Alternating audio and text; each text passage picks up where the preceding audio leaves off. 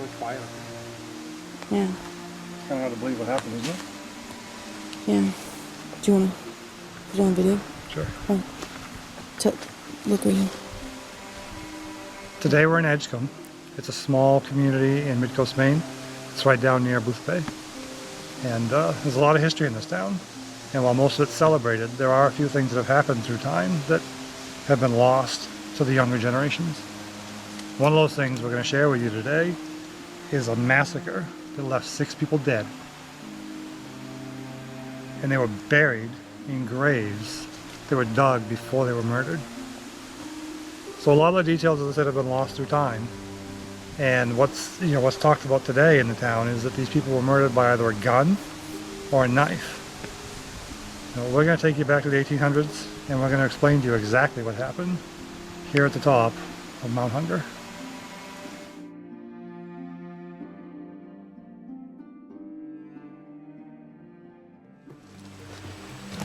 Okay, before we go on, we encourage you to subscribe to our channel so you can get updates of future videos we may be releasing.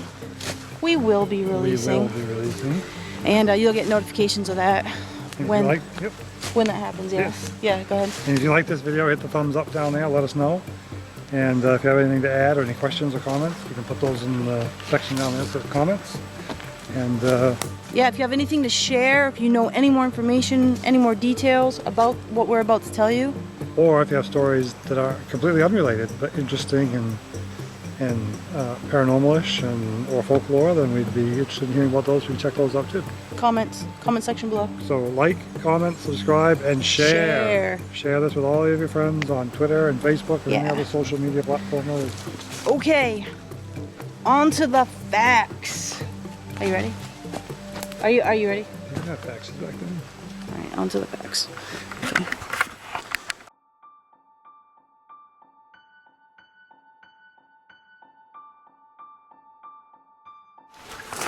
You think we should share the history of Mount Hunger?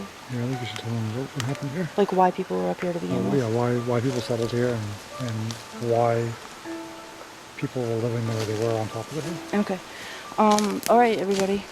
Here's a brief history. Don't go anywhere because you might be able to help me. People actually began settling in this area in the early, before the Revolutionary War, 1700s, okay? They were sent here from England by the king to harvest king's pines. Anybody who lives in Maine probably knows what those are. They're giant pines that the Royal Navy used to make masts out of. So they came here and they settled in a place called Salt Cove, and that's just on the other side, on one of the sides, the Edgecomb side of Mount Hunger. Now the tracts of land that they either bought or were gifted, because I don't really know the history of that, but they were either given it or they bought it. They weren't long, they were thin, and they went from the water and up over this high ridge and then down on the other side again. And so all the tracts were sold to the first generation settlers. When the second generation settlers came in, these guys did the same thing as the first generation settlers. They were either farmers or they were lumbermen. And by the time they got here, all the trees were gone and all the land was gone because all the first generation settlers bought it. So when they arrived, they had no place to be. So they asked to buy land, right? Or to... Well, they tried to acquire land from the people who were already here. Right. And the only land that the people who had the tracts would sell is the same selling pattern now as there was then. Nobody wanted to sell the land that was up next to the water. The only land they would sell is the useless land that was up on the top of the ridge. And the soil was really bad up there. Rocky, hard, no basements. None of the houses up here had any basements because they could only get so far down into the soil before they hit like really hard rock, and it was just impenetrable. They couldn't do anything with it. So anyway, the people who wound up settling up here were either very wealthy, well-to-do, or they had a way to make a living, or they were extremely poor because they were either a lumberman or a farmer and they didn't have any trees to cut and they had no place to grow their crops. So this left them in a pretty destitute situation.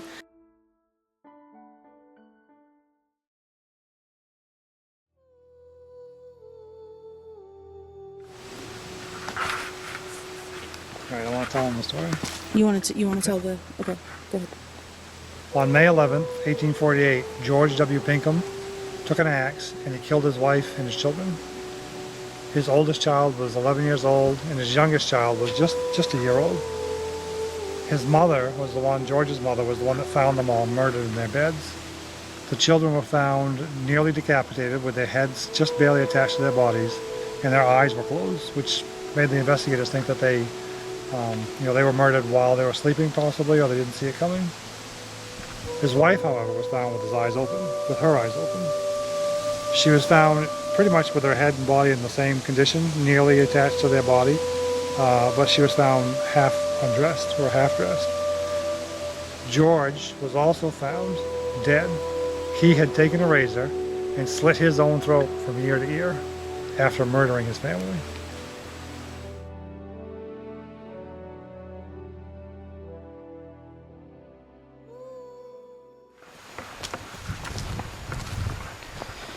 So you're probably asking yourself, why?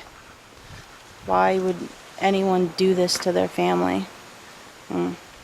So some people said that they were starving up here on Mount Hunger. Other people said that Lydia and George had suffered through bouts of insanity or like mental instability over the past couple of years. Some people even suggested that they were devout believers in a second coming of Christ religion called Millerism. Yeah. And if that was the case, then George would have believed by murdering his family, he was making martyrs of them, and securing an eternal salvation for them before Christ came. In heaven, yeah, for like a second coming of Christ. Yep. So everybody had their potential reasons for why this happened. Well, no one really knows except for George.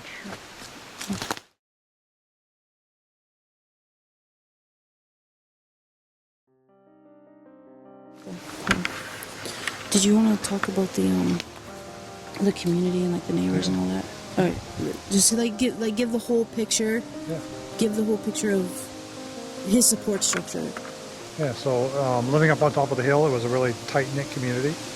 And after reading the claims in the newspapers, of what happened to George or why he did what he did, the community came out, his neighbors came out and spoke out against that. I mean, these are members of the Free Will Baptist Church, and they came out and said that George was not a religious person. He was not a member of the Adventist Church, and he was, did not believe in Millerism. In fact, he was very much against God, and he spoke out publicly and without remorse against the Bible. And we have to remember that this is a period in time when you could have somebody committed involuntarily to a mental institution if you thought that they were acting with mental health issues or being insane. And back then, if you spoke out against the Bible or against community or against common beliefs, you were considered to be insane. So, that might be what led to the fact that, people were claiming that this was a result of mental health issues or insanity.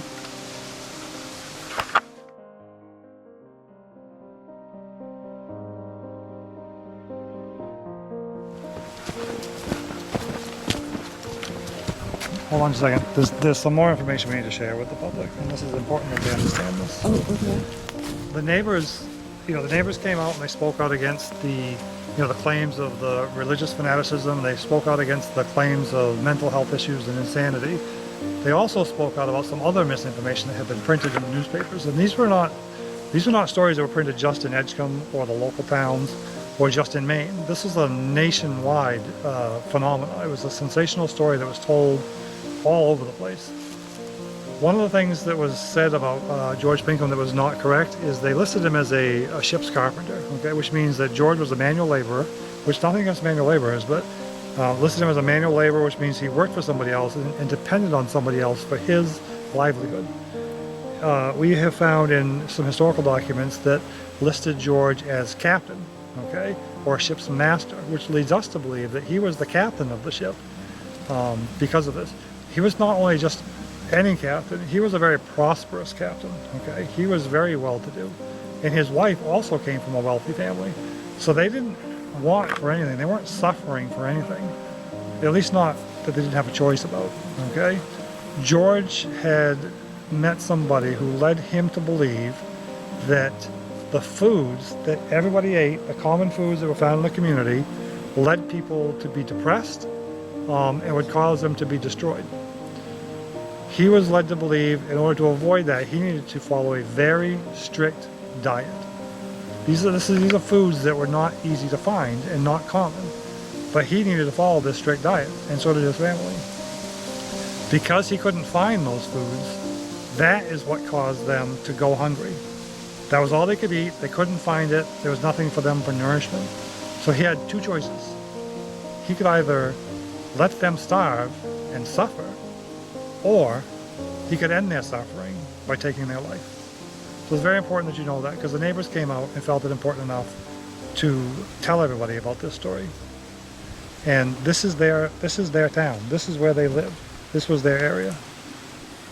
Did you want to talk about Lydia a little bit? Because, I mean, there's stuff said about her, but I think that there's really not like a clarifying kind of statement about like what her role or victim, even as a victim.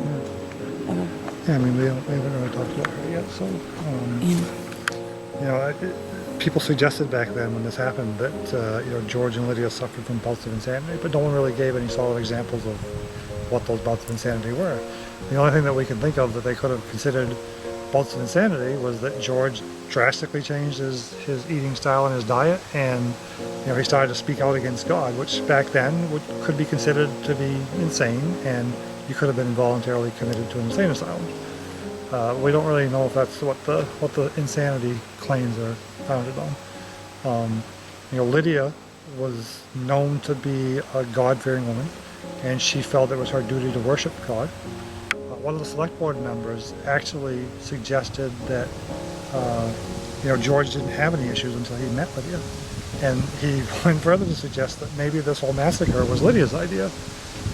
You know, was that the case? You know, did Lydia really give permission for her husband to murder her, you know, her family? There was a suicide note that was found at the scene, and you know, family members looked at the note, and you know, they read the note in its entirety, and they could tell that the first part of the letter was written in Lydia's handwriting. The second part was written in George's handwriting. It was actually, the letter was signed by George. But the family, reading the letter and reading Lydia's part, they could tell that this was not, that portion of the letter, while written in her hand, was not really from her. It was really probably written under duress, and she was probably forced to write that part of the letter, and she couldn't finish the rest of it. So that's why George finished the rest of the letter and then signed it with his name. That's the only conclusion we have come to. Yeah, I think that kind of gives a good picture of Lydia. Like, we're not really sure. Just like they're not really sure, even to this day. Yeah, okay. All right, good. All right, let me just get some, like, footage of us walking, but the sun's not in our... While we're still in here, why don't you tell people what led us to go up here? Okay. We actually have been told for years that people will come up here and they hear women and children screaming.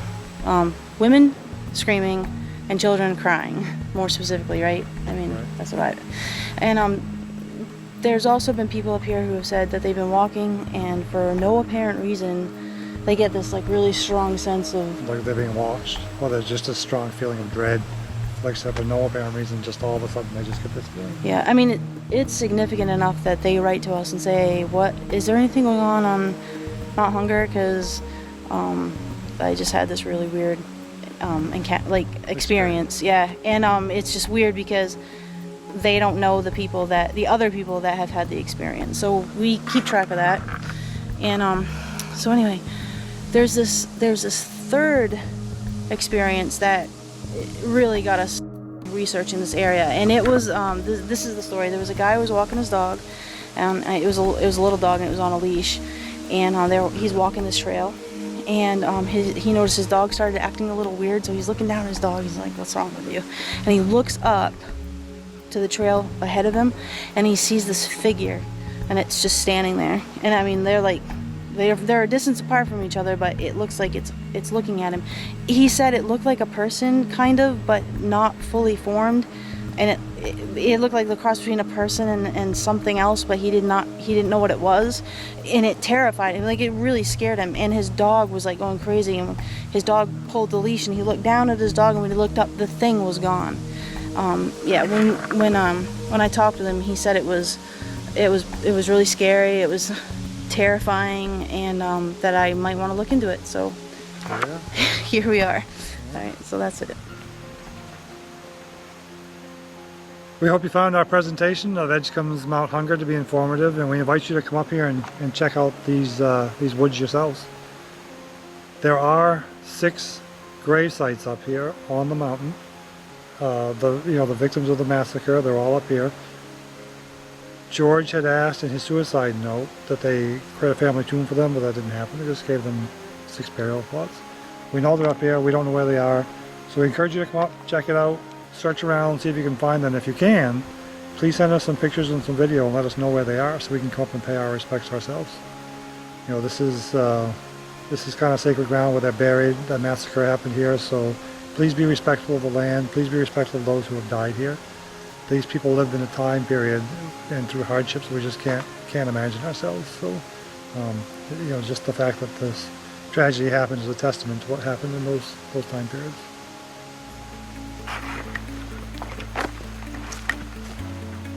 Remember to like this video by clicking the thumbs up icon down below and add some comments. We want to know if you have any more information to share about Mount Hunger and the massacre that happened here, or if you have any other urban legends or hauntings that you want us to know about and you want us to check out. If you have any questions, definitely ask them in the comment section below. Absolutely. Subscribe. And subscribe, yeah. If you subscribe to our channel, you'll get notifications about this video as well as any other videos that we plan to post in the future. And share. Put this on Twitter, put it on Facebook, send an email link to your friends. We'll let them know there's another Maine Ghost Hunters video out there to look at. Alright, thanks for watching. Thanks.